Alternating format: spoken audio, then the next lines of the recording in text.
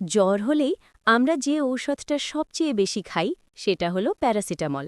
কিন্তু আপনি কি জানেন এই সাধারণ ঔষধটা ভুলভাবে খেলে মারাত্মক ক্ষতি হতে পারে? আজকের ভিডিওতে আমরা জানব প্যারাসিটামল আসলে কি, কখন খাবেন আর কতটা সেফ।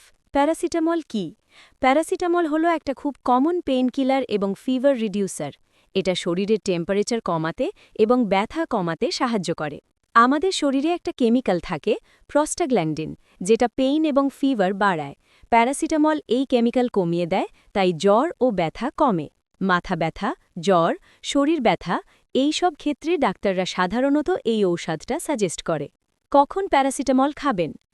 আপনার যদি জ্বর 100 ডিগ্রি ফ্যারেনহাইট বা তার বেশি হয় তাহলে প্যারাসিটামল নেওয়া যেতে পারে। এছাড়া মাথা ব্যথা, দাঁতের ব্যথা, শরীর ব্যথা এইসব ক্ষেত্রেও এটা ব্যবহার করা হয়। কিন্তু মনে রাখবেন, হালকা জ্বর হলে সবসময় ঔষধ দরকার হয় না।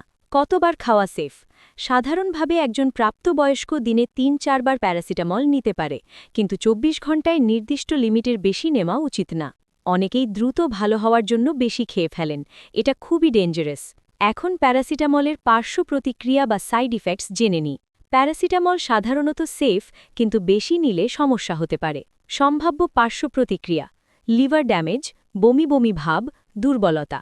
বিশেষ করে যারা নিয়মিত বেশি ডোজ নেয় তাদের জন্য রিস্ক বেশি। আমরা কিছু বড় ভুল করি: একই সময়ে একাধিক প্যারাসিটামল ব্র্যান্ড খাওয়া, ডোজ না মেনে খাওয়া, অন্য মেডিসিনের সাথে মিক্স করা। এই ভুলগুলো এড়িয়ে চলা খুব জরুরি।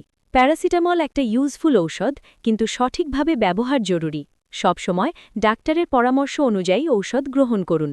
ভিডিওটা হেল্পফুল লাগলে লাইক দিন, আর হেলথ ইস্যুস কিংবা মেডিসিন রিলেটেড আরও ভিডিও পেতে ফার্মা ব্লিঙ্ককে সাবস্ক্রাইব করুন।